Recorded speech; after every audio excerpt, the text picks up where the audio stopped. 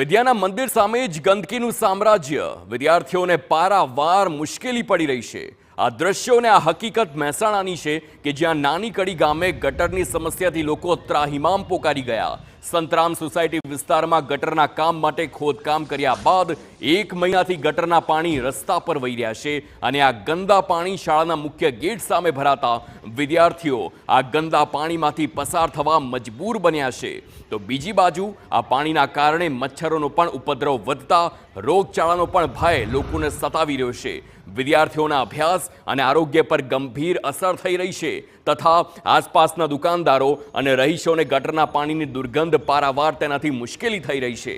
અનેક રજૂઆત છતાં તંત્ર દ્વારા કોઈ પણ કાર્યવાહી ન કરાય અને તેવી જ સ્થાનિકોની રાવ છે કે કાર્યવાહી નથી કરવામાં આવી રહી અને તેના કારણે જ આ દ્રશ્યોમાં જોઈ શકો છો કેવી રીતે વિદ્યાર્થીઓ છે તે હાલાકી ભોગવવા મજબૂર બન્યા। 1 મહિનાથી આ તકલીફ છે। અમારા બાળકને અહીંના બદલે આખું ફરીને જવાનું। સ્કૂલ પાસે આટલું મોટું તલાવડું છે ગંદા પાણીનું, એની હવા જાય એટલે સ્કૂલમાં મચ્છર ગંદકી બધું સ્કૂલમાં બી જાય। અહીંથી ચલો ફરીને બાળક ગયું ખરું પણ ત્યાં જઈને બી એને આ જ સહન કરવાનું। આ બધા મચ્છર આ બધી ગંદકી અમારી સોસાયટીમાં બી આવે એટલે અમારે ઘરે ઘરે એક પેશન્ટ।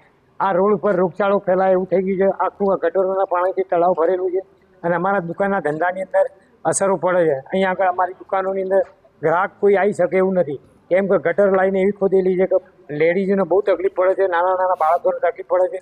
આ સામે સ્કૂલ છે, એ સ્કૂલની અંદરથી બાળકોને આવવામાં બહુ તકલીફ પડે છે અને છોકરાઓને મચ્છર કરડે, જીવજંતુ છે, આ રોગચાળો ફેલાય, બાળકને કે મારે પોતાને માસ્ક પહેરીને અમારે માસ્ક પહેરીને ફરવું પડે છે, એવી આ તકલીફો છે।